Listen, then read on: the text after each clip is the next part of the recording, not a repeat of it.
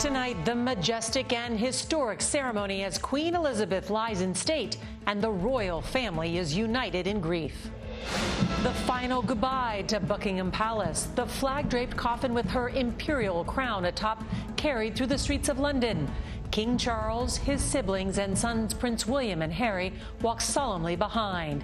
CBS's Charlie D'Agata is outside Westminster Hall.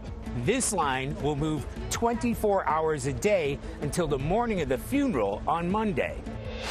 Railroad strike, the shutdown that could hammer America's economy as Amtrak cancels routes. Nancy Cordes is CBS exclusive with the Treasury Secretary. What impact would a rail strike have on already high inflation in this country? Surprise trip. Ukraine's President Zelensky visits a newly liberated city, and our own Deborah Patta is there with the latest on the lightning offensive.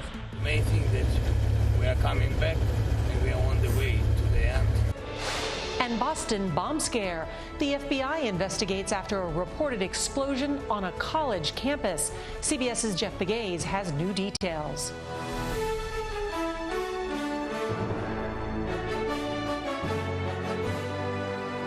This is the CBS Evening News with Norah O'Donnell, reporting from the nation's capital. Good evening to our viewers in the West, and thank you for joining us on this historic Wednesday night.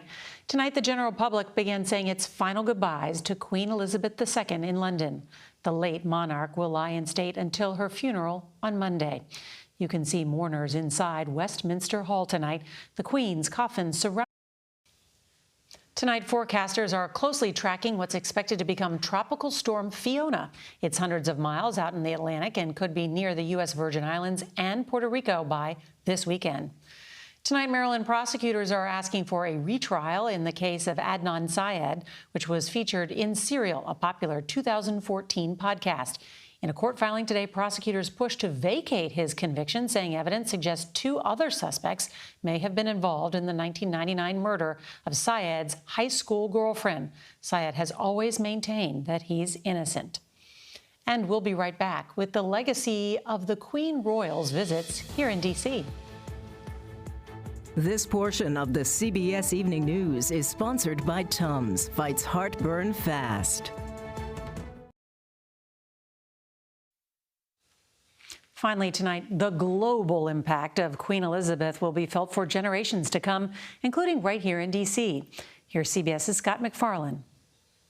Queen Elizabeth was no stranger to Washington, but during a state visit in 1991, it's this moment that's still remembered, when the Queen visited a southeast D.C. neighborhood that rarely gets this kind of attention.